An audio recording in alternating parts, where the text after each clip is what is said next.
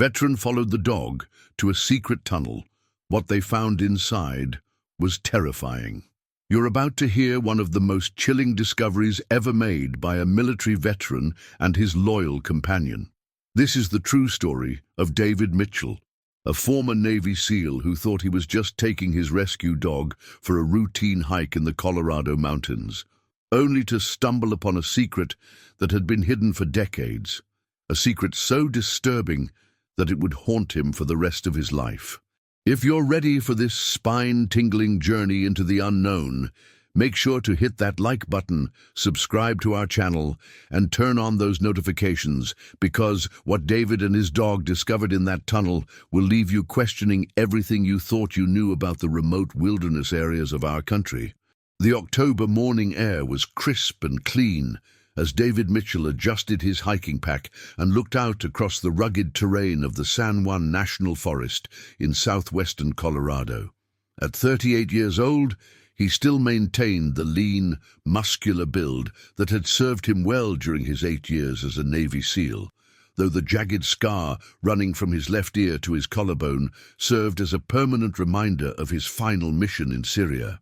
The injury had ended his military career, but it had also led him to this moment, standing at the trailhead of an unmarked path with his German Shepherd mix, Scout, eagerly sniffing the mountain air beside him. The early morning sun cast long shadows across the mountainside, creating a landscape of golden light and deep purple shadows that would have been breathtaking under different circumstances. But David's mind wasn't focused on the beauty of the wilderness. It was processing the familiar pre-mission tension that he recognized from his military days, though he couldn't explain why a routine hiking trip would trigger those instincts. Perhaps it was the isolation of the location, or the fact that he'd chosen a trail that didn't appear on any official maps, but something about this morning felt different from their usual weekend adventures. Scout wasn't just any rescue dog. David had found him at a military working dog retirement facility 3 years ago, and the bond between them had been immediate and profound. The dog was a veteran too, having served 2 tours in Afghanistan as an explosives detection specialist before a roadside bomb had damaged his left hind leg, leaving him with a slight limp that matched David's own permanent reminder of combat. They were both warriors learning to find peace in civilian life, and these weekly hikes into the Colorado wilderness had become their shared therapy. The German Shepherd mix was an impressive animal, 90 pounds of muscle, intelligence and loyalty, wrapped in a coat of black and tan that gleamed with health despite his combat injuries. His ears were perpetually alert, constantly processing sounds and scents that human senses couldn't detect, and his brown eyes held the kind of focused intelligence that David had learned to trust completely during their time together. Scout had saved David's life more than once during their military service together, and their partnership had continued seamlessly into civilian life. The trail David had chosen today was one he'd never explored before, despite living in the area for over a year. It wasn't marked on any of the official Forest Service maps, but he'd noticed it several times while hiking more established routes, a narrow path that seemed to wind deeper into the mountains, away from the popular camping areas and tourist destinations. Local rangers he'd spoken to were vague about where it led, mentioning only that it was old mining country with warnings about unstable ground and abandoned shafts. That should have been enough to deter most hikers, but David's military training had taught him to be methodical about risk assessment. He'd studied topographical maps for hours the night before, cross-referencing elevation changes, water sources, and potential hazards. He'd checked weather reports extending out 5 days, noting the clear skies predicted for the region, but also the possibility of afternoon thunderstorms that could make creek crossings dangerous. His pack contained emergency supplies for a full day in the backcountry: first aid kit, emergency shelter, water purification tablets, high-energy food, and signaling devices that could summon help if needed. Scout's presence provided an additional layer of security that David valued more than any equipment he carried. The dog's senses were far superior to his own, and their years of partnership had taught David to trust the animal's instincts completely. In Afghanistan, Scout had detected improvised explosive devices that would have killed entire squads, and his ability to sense danger before it became apparent to human observers had become legendary among the units they'd served with. The path began innocuously enough, winding through stands of aspen trees whose leaves had turned brilliant gold in the autumn air. The trail was well worn, despite its unofficial status, suggesting that others had walked this way before, though David saw no fresh footprints in the soft earth. The absence of recent human activity was actually reassuring. He'd chosen this route specifically to avoid the crowds of weekend hikers who flocked to the more popular trails in the area. Scout trotted ahead with the confident gait of a dog in his element, occasionally pausing to investigate interesting scents, but always staying within David's sight range. The dog's behavior was relaxed, but alert, the kind of controlled awareness that David recognized from their military days. Scout was processing information constantly, cataloging scents and sounds that would allow him to detect changes in their environment that might indicate danger or interest. As they climbed higher into the mountains, the terrain became more challenging and the landscape more dramatic. The path narrowed and grew steeper, requiring careful navigation around loose rocks and fallen trees. David's prosthetic knee, a high-tech replacement for the joint he'd lost in Syria, handled the irregular terrain better than he'd expected, though he could feel the familiar ache that came with extended physical activity. The Colorado air was thinner at this altitude, making his breathing more labored than it would have been at sea level, but his conditioning was still excellent despite his retirement from active duty. The first hour of hiking took them through terrain that was typical of the Colorado Rockies. Dense forests of pine and aspen, broken by occasional meadows where wildflowers still bloomed despite the advancing season. The views were spectacular when the trail emerged from tree cover, offering glimpses of snow-capped peaks that extended to the horizon in all directions. It was the kind of pristine wilderness that had drawn David to Colorado in the first place, offering the peace and solitude that he'd craved after years of military deployment in some of the world's most dangerous regions. But as they moved deeper into the mountains, David began to notice subtle changes in the environment that triggered his military instincts. The forest was too quiet.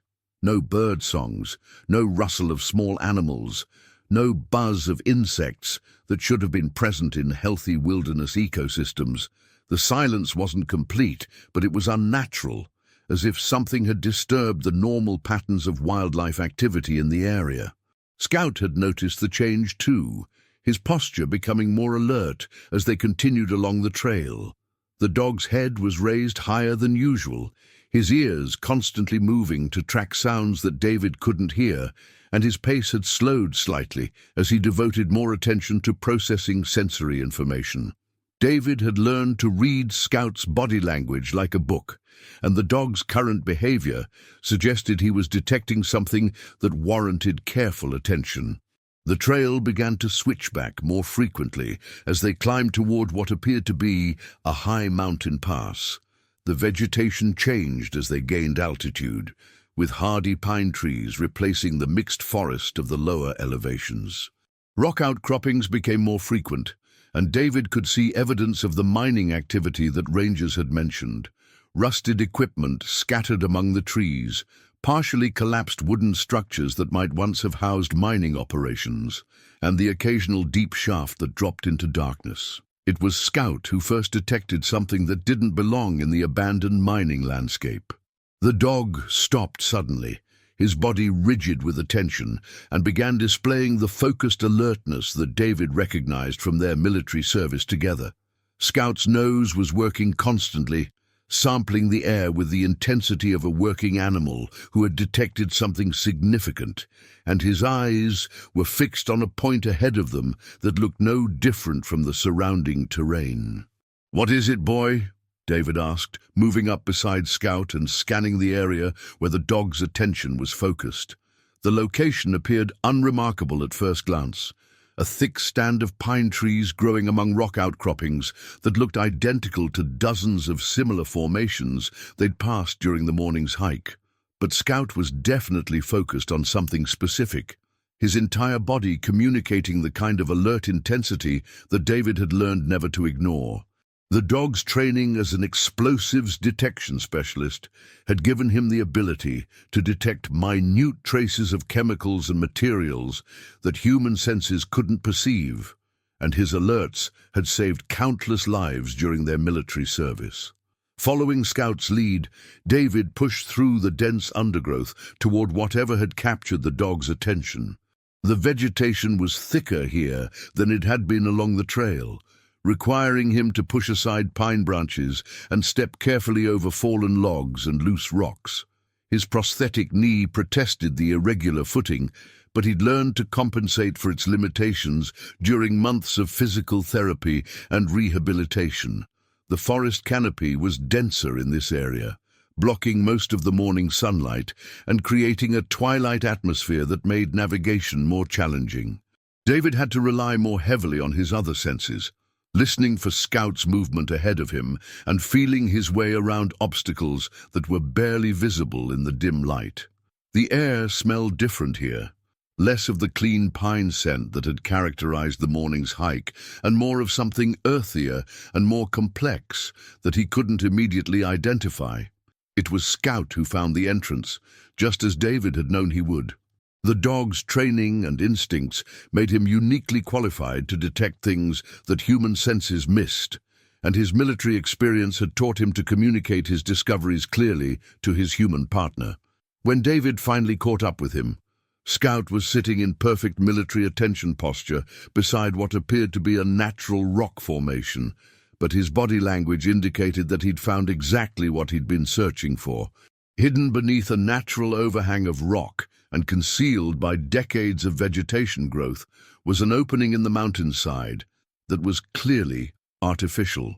The entrance was roughly rectangular, about 6 feet high and 4 feet wide, carved directly into the rock face with a precision that spoke of professional construction rather than natural formation or crude mining excavation.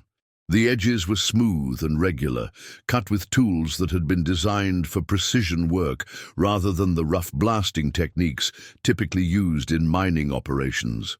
Most remarkably, the opening was sealed with what appeared to be a heavy steel door, its surface green with oxidation but still structurally sound after what must have been years of exposure to mountain weather. The door was unlike anything David had seen in mining country. It was clearly military or industrial grade, designed to provide security and weather protection for whatever lay beyond it. David approached the door carefully, his military training automatically assessing potential threats, while Scout maintained his alert position nearby. The steel surface bore no obvious markings or identification, but the construction was clearly professional grade. This wasn't some amateur mining operation or hunting shelter thrown together by weekend prospectors. The hinges were massive and well-engineered, designed to support considerable weight, and despite the surface corrosion, the entire assembly appeared to be in remarkably good condition. The craftsmanship visible in the door's construction suggested that whoever had built this entrance had access to sophisticated tools and considerable resources. The steel appeared to be high-grade alloy designed for durability and security, and the mounting hardware was the kind of heavy-duty construction that David associated with military installations or high-security civilian facilities. This was engineering intended to last for decades and to resist both weather and human interference. Scout had positioned himself directly in front of the entrance, his body language indicating high alert, but not the aggressive stance he would adopt in the presence of immediate danger. Instead, his posture suggested intense curiosity mixed with an element of unease that David found deeply unsettling. The dog's instincts were usually reliable indicators of potential threats, and his current behavior suggested that whatever was behind the door was significant, but not immediately dangerous. "What do you think, Scout?" David murmured, running his hands along the edges of the door and examining the construction more closely. "This doesn't look like any mining operation I've ever seen." The door was secured with a heavy padlock that appeared to be much newer than the door itself, perhaps only a few years old, compared to what looked like decades of weathering on the steel surface. The contrast was striking and deeply suspicious. Why would someone install new security hardware on what appeared to be an abandoned facility? The lock was substantial, designed to resist cutting or forcing, but David noticed something that made his blood run cold. The padlock was unlocked, hanging open on the hasp, as if someone had recently visited this location and either forgotten to secure it or deliberately left it accessible. The implications were disturbing. Either someone was actively using this facility, or David and Scout were being deliberately led to discover whatever was hidden behind the door. Neither possibility was reassuring, and both suggested that their isolated mountain hike had become something far more dangerous than he'd anticipated. David's military experience had taught him to be suspicious of convenient discoveries, especially in situations where his presence might not be coincidental. The unlocked padlock could be an oversight by whoever maintained the facility, but it could also be bait designed to lure curious visitors into a controlled environment. The isolation of the location would make it an ideal place for someone to conduct activities that couldn't withstand outside scrutiny. But his curiosity was stronger than his caution, and Scout's behavior suggested that whatever was behind the door was important enough to investigate, despite the potential risks. After checking to ensure that Scout showed no signs of detecting explosives or other immediate threats, David carefully removed the padlock and examined the door handle and hinges for any signs of recent use or mechanical traps. The hardware showed signs of regular maintenance despite the facility's apparent abandonment. The hinges had been lubricated recently, and the handle moved smoothly when David tested it carefully. Someone was definitely maintaining this entrance, which meant that the facility beyond was likely in active use rather than being a historical curiosity from the area's mining past. David grasped the door handle and pulled carefully, ready to slam it shut again if anything inside suggested immediate danger. The door opened more easily than he'd expected, swinging inward on hinges that moved smoothly and silently despite their apparent age. The maintenance was clearly professional and recent. This was not an abandoned facility.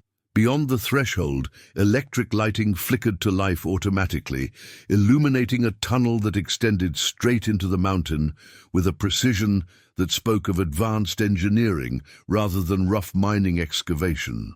The automatic lighting system confirmed David's assessment that the facility was not only maintained, but actively powered, which raised serious questions about who was responsible for the installation and what they were using it for.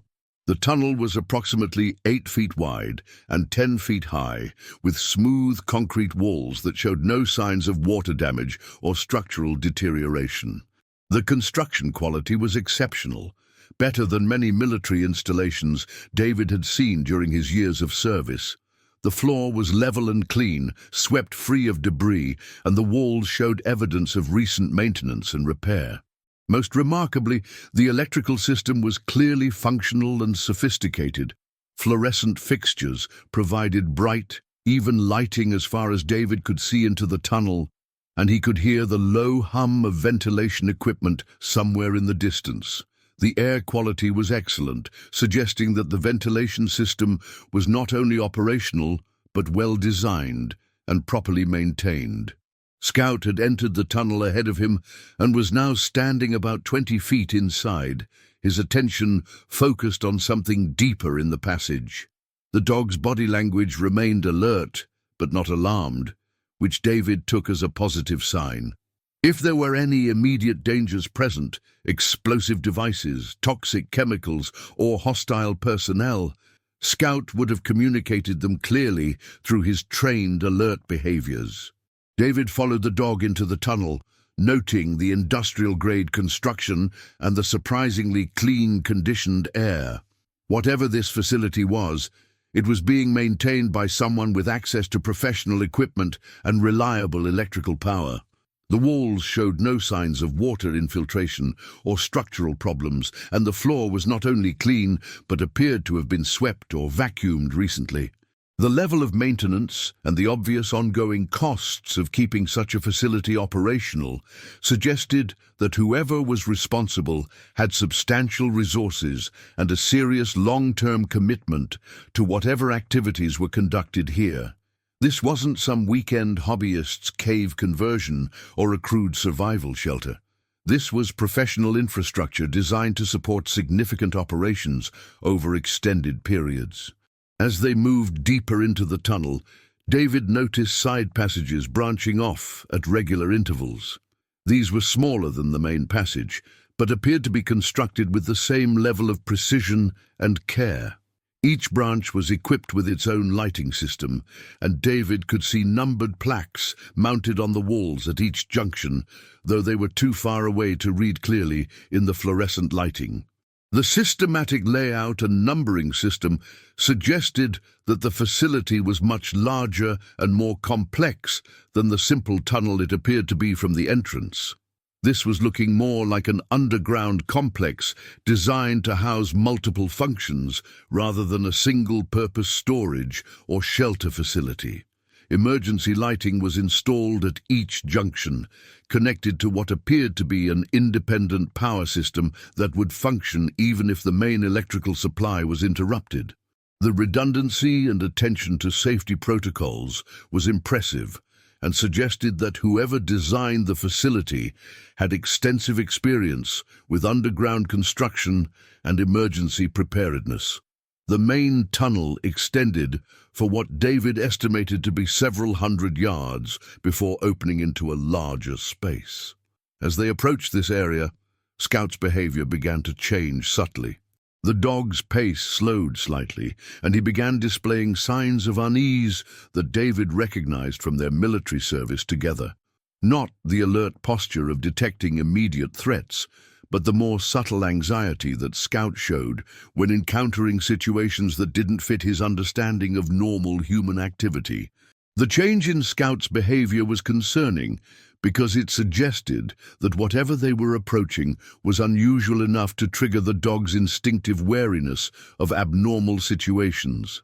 Scout had been exposed to a wide variety of environments during his military service, and his reactions were usually proportional to the actual level of threat or strangeness he encountered. The tunnel opened into a chamber that took David's breath away with its size and sophistication. The space was enormous, easily the size of an aircraft hangar, with a vaulted concrete ceiling that disappeared into shadows above the reach of the fluorescent lighting. But it was the contents of the chamber that made David's blood run cold and caused Scout to move closer to his side, seeking the reassurance of physical contact. The chamber was filled with equipment and supplies that clearly didn't belong in any legitimate mining facility or survival shelter. Rows of metal shelving extended from floor to ceiling, each one loaded with containers, boxes, and equipment that appeared to be organized according to some systematic cataloging system. The scale of the operation was staggering. David estimated there were thousands of individual items stored in the chamber, representing what must have been years of accumulation and organization. The shelving units were commercial grade, designed for warehouse use and capable of supporting enormous weights. Each unit was labeled with alphanumeric codes that suggested a comprehensive inventory system, and David could see that items were arranged by category and subcategory with the kind of systematic organization that required significant time and effort to maintain. But it wasn't just the quantity of materials that disturbed David, it was the nature of what he could see. Military surplus equipment was mixed with civilian supplies. Camping gear was stored alongside scientific instruments, and everything was maintained in pristine condition despite what appeared to be years or even decades of storage. This wasn't a cache of emergency supplies or a collector's warehouse. This was something else entirely.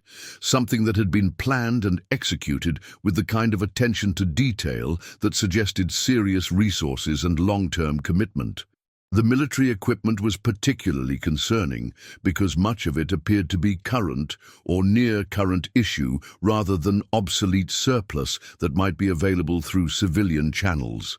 David recognized night vision equipment, communications gear, and weapons accessories that were either classified or restricted to military and law enforcement use. The presence of such equipment in a civilian facility raised serious questions about how it had been acquired and what it was intended for. Scout had begun a systematic investigation of the chamber, his nose leading him from one storage area to another as he processed the complex mixture of scents that filled the space. David followed, noting that the dog's behavior was becoming increasingly agitated as they explored deeper into the facility. Scout's military training had exposed him to a wide variety of scents associated with different types of equipment and materials, and his current behavior suggested he was detecting something that didn't fit normal patterns. The organization of the stored materials was impressive and disturbing in equal measure. Everything was catalogued, labeled, and arranged with military precision, suggesting that whoever was responsible for the facility had extensive experience with large-scale logistics and inventory management.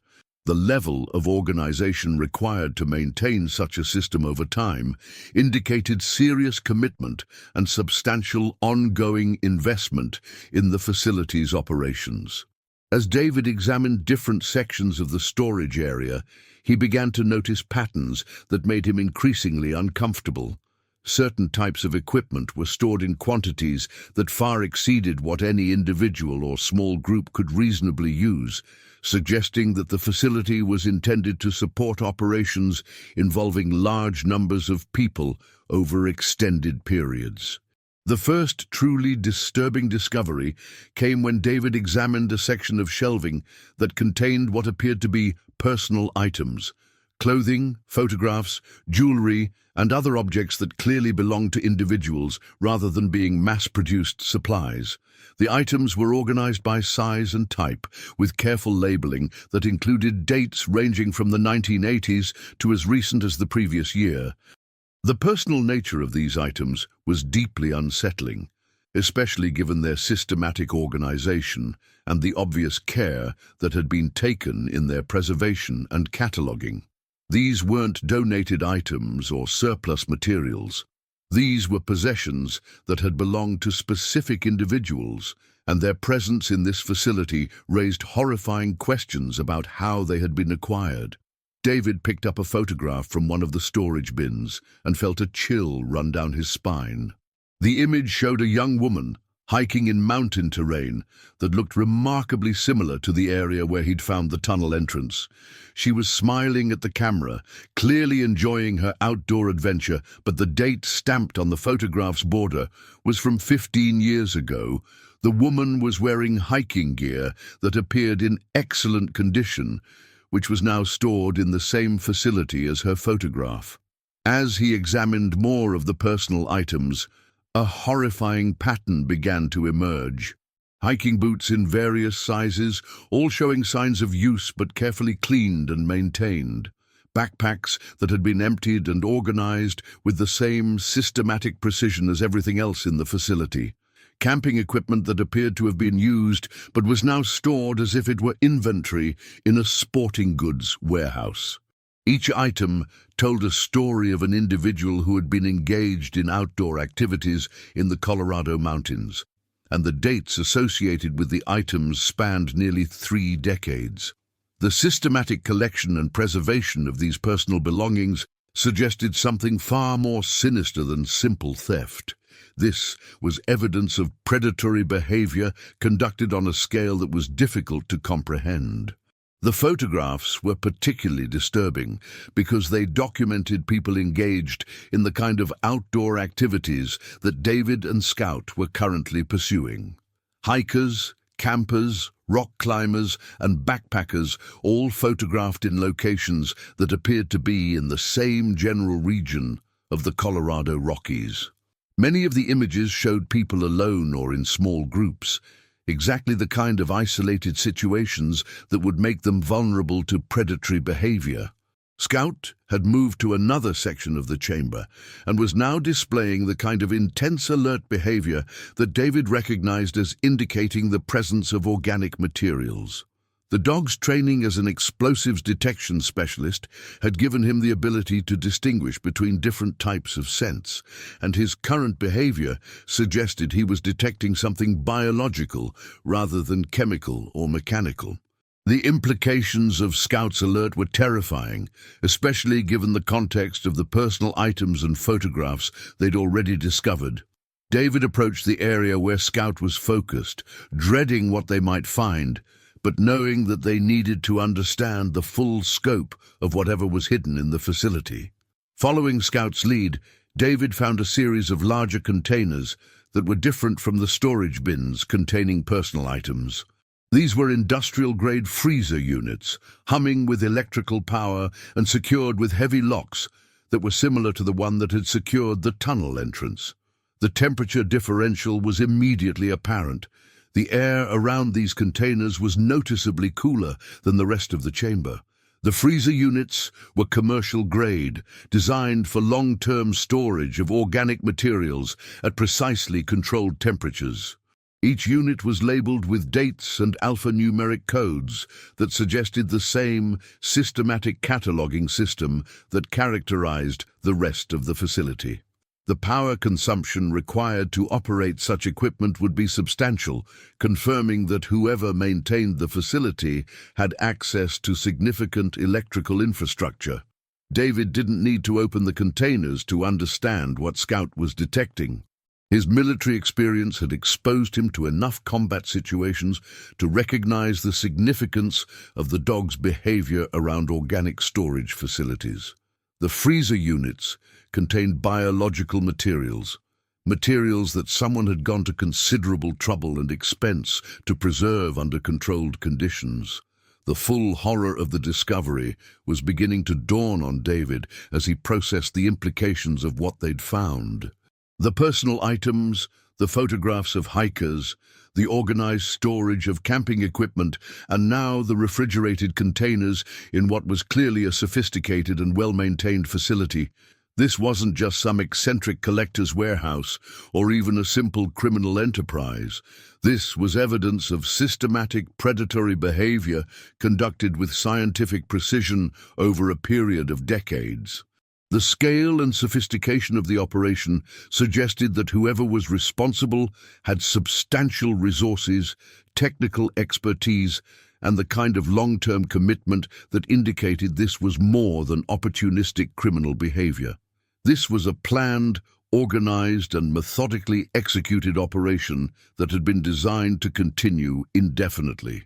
Scout had completed his investigation of the immediate area around the freezer units and had returned to David's side, his body language clearly indicating distress and a strong desire to leave the facility. The dog's instincts were telling him that this was a dangerous place, and David's own training was reaching the same conclusion. But as they prepared to leave the chamber, David noticed something that made him pause, despite his desire to escape the facility as quickly as possible. Mounted on the far wall, barely visible in the shadows beyond the main lighting, was a series of maps covering what appeared to be the entire Colorado Rocky Mountain region.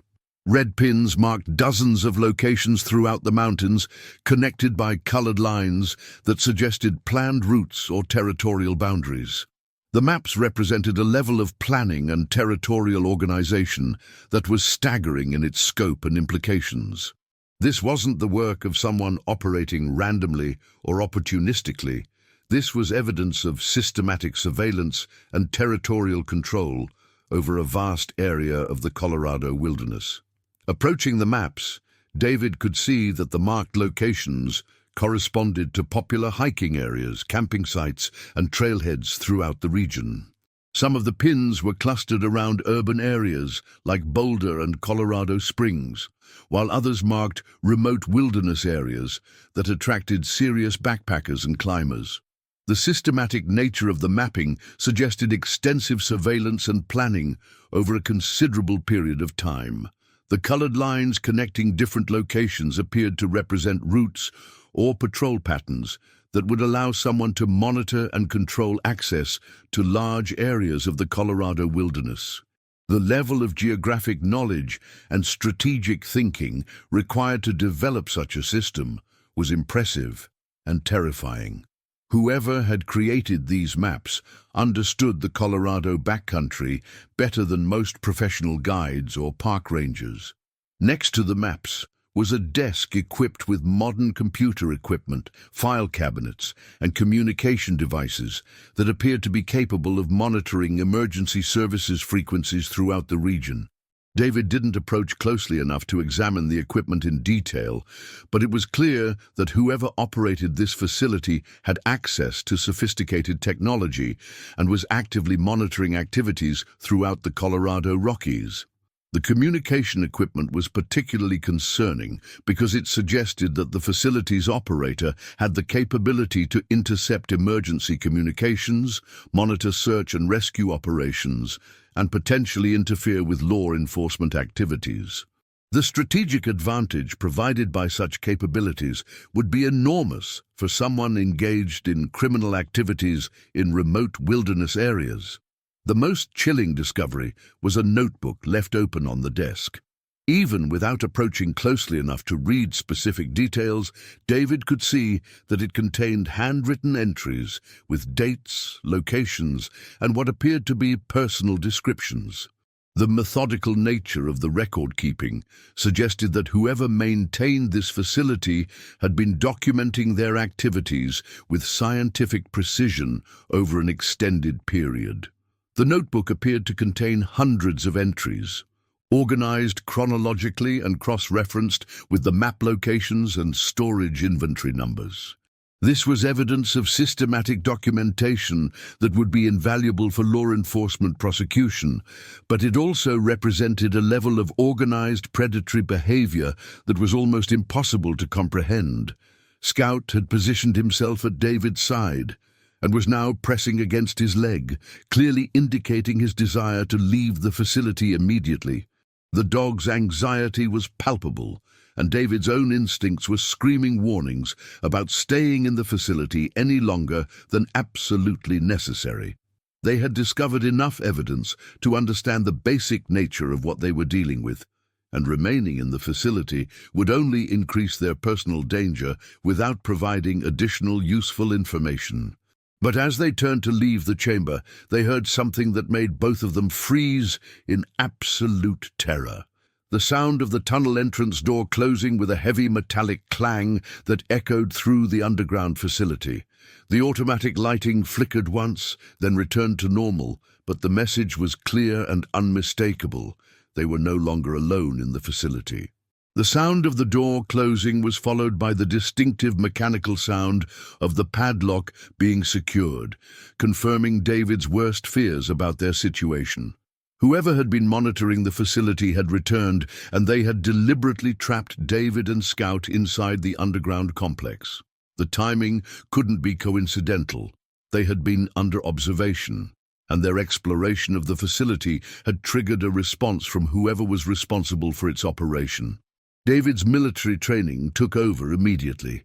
He moved to a position behind one of the larger storage units that would provide cover, while allowing him to observe the tunnel entrance, and Scout automatically took position beside him. Both of them strained to detect any sounds or movements that would indicate the location and intentions of whoever had just sealed them inside the facility. The tactical situation was challenging and potentially desperate. They were in an enclosed underground environment with limited options for movement or escape, facing an unknown number of opponents who had the advantage of knowing the facility's layout intimately. Whoever had trapped them inside clearly had experience with the facility's operations and had probably planned for various contingencies involving unwanted visitors. The wait seemed to last forever, though David's military chronometer indicated it was only about 10 minutes before they began to hear sounds from the tunnel system.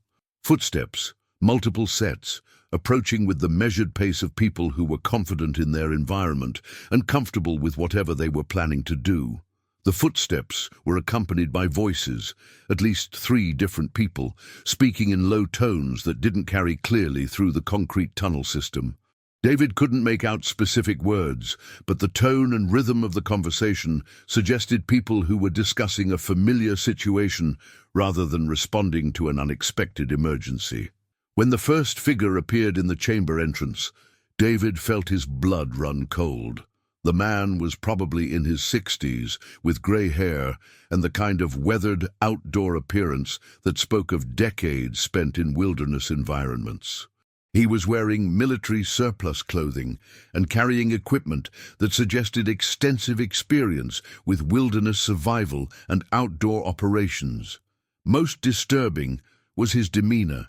He showed no surprise at finding David and Scout in his facility, as if their presence had been expected or even planned. Behind the first man came 2 others, both younger but sharing the same outdoor appearance and military bearing. They moved with the kind of coordinated precision that suggested either military training or extensive experience working together in challenging situations. All 3 were armed, carrying weapons openly, but not in immediately threatening positions. "David Mitchell," the older man said, in a voice that was calm and conversational, as if they were meeting at a social gathering rather than in an underground chamber filled with evidence of horrific crimes. "Former Navy SEAL, medically retired after injuries sustained in Syria, currently living in Durango and working part-time as a wilderness guide." The fact that this stranger knew his name and personal details was terrifying enough, but the casual way he recited the information suggested that David's background had been researched thoroughly and in advance.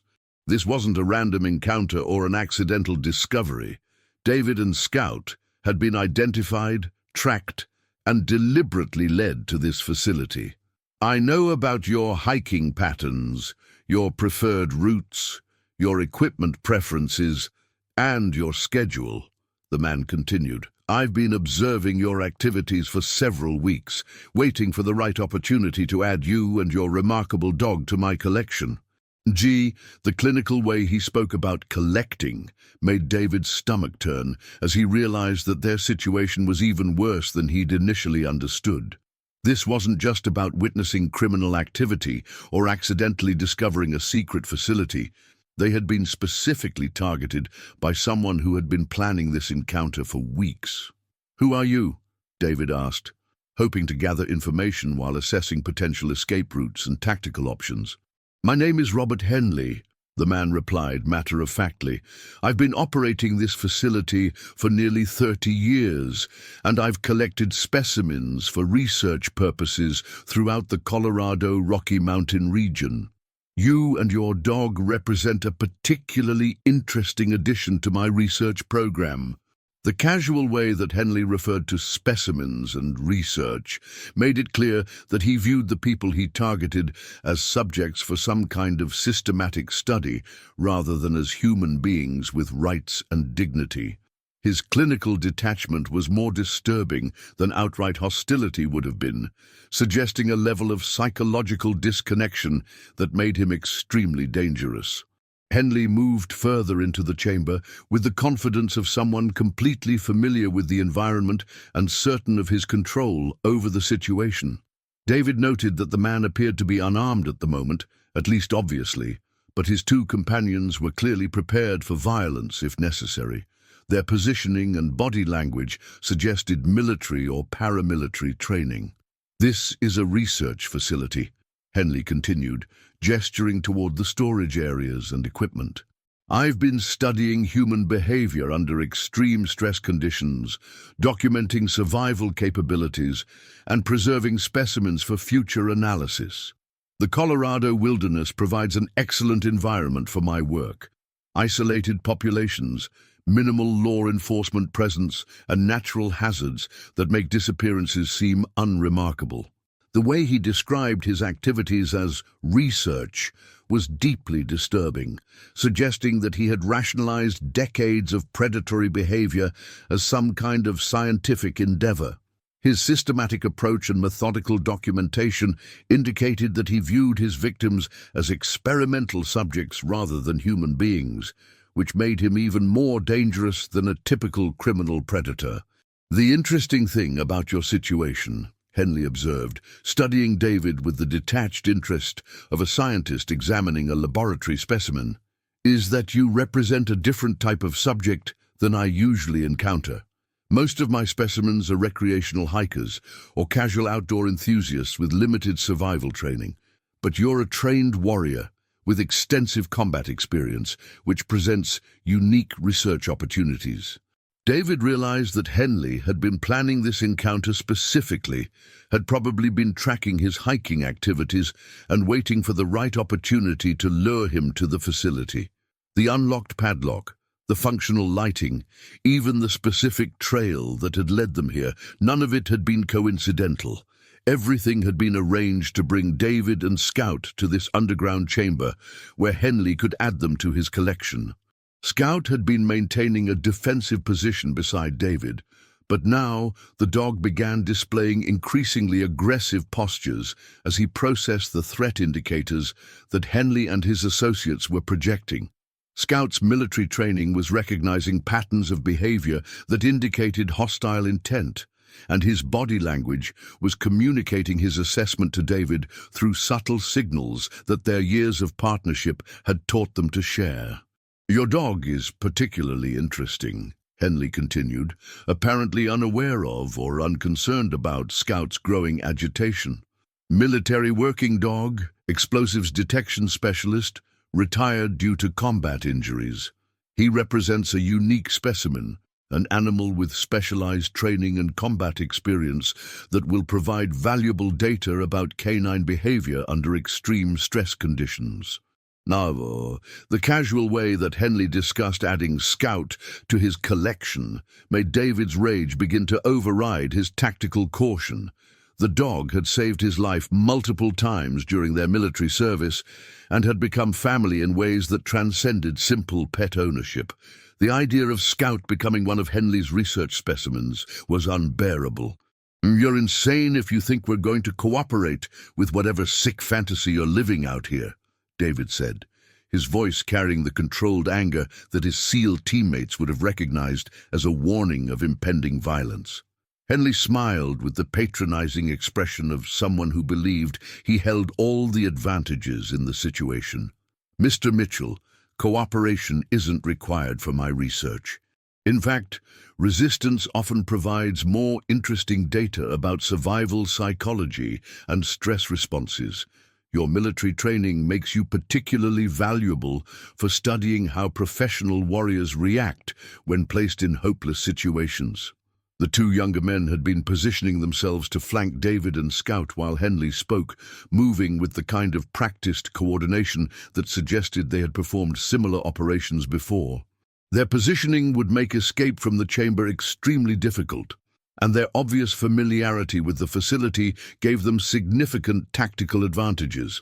But David's military training had included extensive instruction in close-quarters combat and escape and evasion techniques, and Scout's combat experience made him a formidable partner in any confrontation. They might be outnumbered and trapped in an unfamiliar environment, but they were far from helpless. "The fascinating aspect of your situation," Henley continued, apparently enjoying his position of perceived control, "is that you've walked directly into my research facility despite your military training and survival expertise. It demonstrates how effective my selection and luring techniques have become over the years of operation." David was processing tactical information as quickly as possible, noting the positions of Henley's associates, identifying potential weapons among the stored equipment, and assessing escape routes through the tunnel system. The facility's layout would limit movement options, but it would also restrict the ability of Henley's people to use their numerical advantage effectively in close-quarters combat. "Scout," David said quietly, and the dog immediately shifted into an attack posture that Henley couldn't have missed if he'd had any experience with military working dogs. "Impressive animal," Henley observed, with the detached interest of someone examining an interesting specimen. The bond between military personnel and their working dogs is well documented, but observing it under laboratory conditions should provide valuable insights into human-animal psychological dynamics under extreme stress. That was the moment when David understood that negotiation wasn't an option, and that Henley's psychological detachment made him even more dangerous than a typical criminal predator. This was someone who had rationalized decades of horrific behavior as scientific research, and his systematic approach suggested that he would continue his activities indefinitely unless he was stopped by force. The tactical situation was challenging, but not hopeless. David's military training had prepared him for exactly these kinds of situations, and Scout's combat experience made him an ideal partner for close-quarters confrontation. The enclosed environment would limit their movement options, but it would also prevent Henley's associates from using firearms without risking damage to the facility's equipment and infrastructure. The other interesting element of this situation, Henley continued, apparently unaware that David was preparing for combat, is that your disappearance will be attributed to the natural hazards of wilderness hiking. Search and rescue teams will assume you encountered one of the many dangers present in this region: a fall, hypothermia, wildlife attack, or simple navigation error. Your bodies will never be found because they'll become part of my permanent collection. The casual way he discussed their deaths as a foregone conclusion confirmed David's assessment that violence was inevitable. Henley had no intention of allowing them to leave the facility, and his confidence suggested that he had successfully eliminated other visitors who had discovered his operation over the years. But Henley had made a critical error in his assessment of the situation. He had focused on David's individual capabilities without fully understanding the tactical advantages provided by a military working dog with combat experience. Scout wasn't just a pet or even a trained animal. He was a weapon system designed to locate and neutralize threats, and his partnership with David represented a force multiplication that Henley hadn't accounted for in his planning. The engagement began when one of Henley's associates moved too close to Scout's defensive perimeter. The dog's reaction was instantaneous and devastating. He launched himself at the man with the speed and precision of a military working dog executing a trained assault, targeting the throat with surgical accuracy that would have been lethal if David hadn't called him off at the last second. The attack served its purpose as a tactical distraction, allowing David to close distance with the second associate while Henley was still processing what had happened to his first man. David's SEAL training took over completely, and within seconds the second associate was unconscious, and David had acquired his weapon, a tactical shotgun that would be devastatingly effective in the confined space of the underground chamber. Henley had reached for a weapon of his own during the brief confrontation, but he found himself facing the combined threat of an armed Navy SEAL and a military working dog who had been trained to eliminate threats with lethal efficiency. The tactical situation had reversed completely in a matter of seconds, and Henley's psychological advantages had evaporated in the face of superior training and combat experience. "Scout, guard!" David commanded, and the dog immediately positioned himself to prevent any of the three men from reaching weapons or escape routes, while maintaining readiness to attack on command. With the immediate tactical situation under control, David was able to search the chamber more thoroughly and gather evidence of the full scope of Henley's criminal operation. What he found was worse than his initial assessment had suggested, confirming that they were dealing with one of the most systematic and long-running predatory operations in modern American history. The computer equipment contained databases with information about hundreds of potential victims that Henley had been tracking throughout the region, complete with photographs, personal information, hiking patterns, and assessment notes that read like hunting guides for human prey. The systematic nature of the surveillance was staggering. Henley had been monitoring outdoor recreation activities throughout Colorado for decades, identifying vulnerable individuals and planning their capture with scientific precision. The refrigerated containers held physical evidence that would be crucial for law enforcement prosecution, including remains that could be matched to missing person reports dating back nearly 30 years.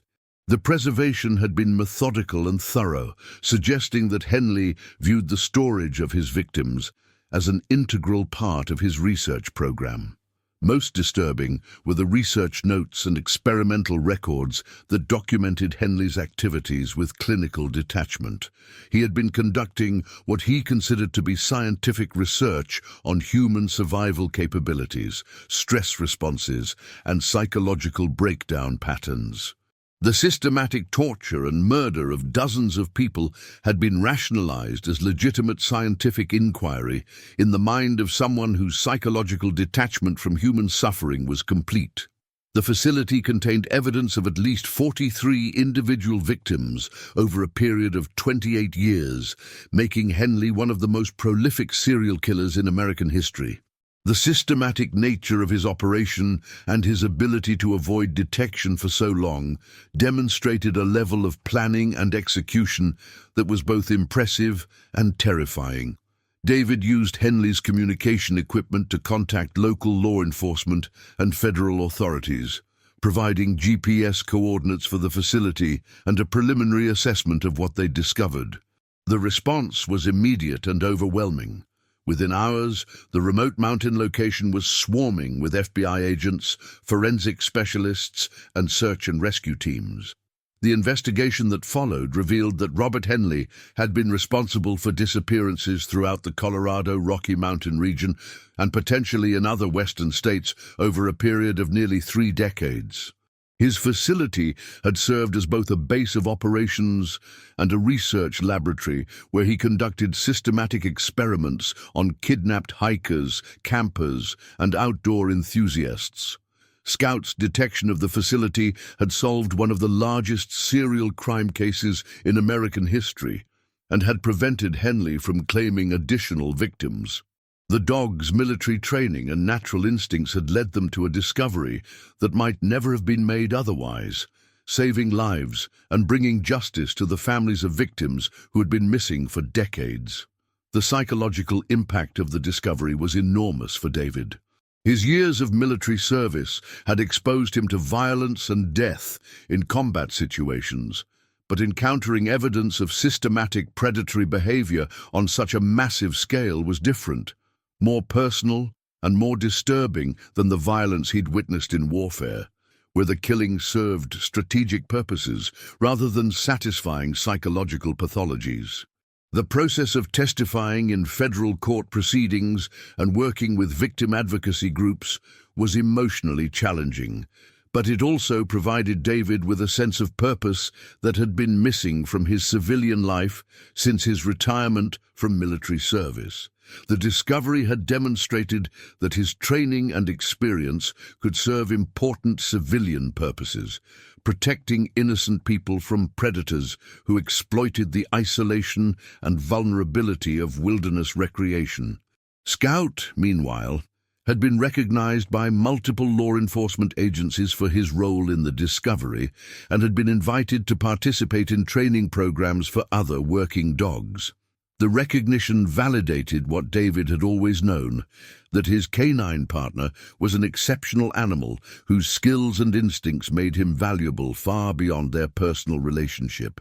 The facility itself was eventually sealed and turned over to federal authorities for continued investigation, but not before David and Scout had helped law enforcement teams locate and recover evidence that would be crucial for prosecuting Henley and potentially identifying additional victims. The systematic documentation that Henley had maintained over decades provided investigators with unprecedented insight into the methods and psychology of a long-term serial predator. In the months following the discovery, David found himself working with federal law enforcement agencies as a consultant on wilderness safety and predator identification.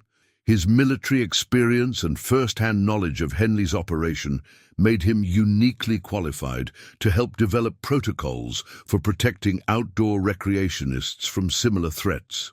The trail that had led them to Henley's facility was permanently closed by the National Forest Service, and the area was designated as a crime scene that would remain restricted indefinitely. But David continued his weekly hikes with Scout in other areas of the Colorado mountains, always mindful of the hidden dangers that might exist, even in the most beautiful natural environments. Their discovery had demonstrated that evil could hide in the most unlikely places, but it had also proven that courage, training, and loyalty could triumph over even the most sophisticated predatory behavior. The bond between a warrior and his canine partner had uncovered one of the most disturbing criminal operations in modern American history, and had ensured that justice would finally be served for dozens of victims and their families. The experience had changed both David and Scout in profound ways. They had confronted ultimate evil and emerged victorious, but the psychological scars would remain with them for the rest of their lives. David's combat experience had prepared him for many things, but nothing had prepared him for the systematic horror they had discovered in the Colorado mountains. Yet the discovery had also reinforced their understanding of duty, loyalty, and the responsibility that comes with the skills and training they had developed through their military service. They were veterans who had found a new mission in civilian life, and they would continue to serve their community and protect those who couldn't protect themselves, just as they had learned to do in uniform. As David reflected on the experience, he understood that his military service had prepared him not just for combat against foreign enemies, but for confronting evil wherever it might be found. Scout had shown him that their partnership could serve purposes beyond their own healing and recovery. They could be protectors of innocent people and guardians of justice in ways they had never imagined when they first began their weekly hikes into the Colorado wilderness. The terrifying discovery in the San Juan National Forest had revealed one of the darkest chapters in Colorado criminal history. But it had also demonstrated that heroism could emerge from the most unexpected circumstances. A routine hiking trip had become a rescue mission that saved countless future victims and brought closure to families who had been searching for missing loved ones for decades. Their story became a testament to the power of training, instinct, and the unbreakable bond between warriors who had served together in the world's most dangerous places. David and Scout had proven that retirement from active duty didn't mean retirement from service to others, and their discovery would protect Colorado's wilderness areas for generations to come. If this incredible and chilling story has left you as amazed and disturbed as it has me, please take a moment to like this video and subscribe to our channel.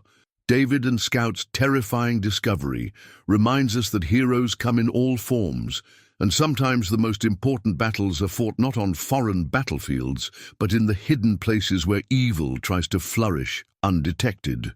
Make sure you hit that notification bell, because we have more incredible true stories coming your way about ordinary people who found themselves in extraordinary situations and rose to meet challenges they never could have imagined. Remember, courage isn't the absence of fear. It's taking action despite that fear, just like David and Scout did when they followed that trail into the unknown and emerged as heroes who saved countless lives from one of the most systematic predators in American history.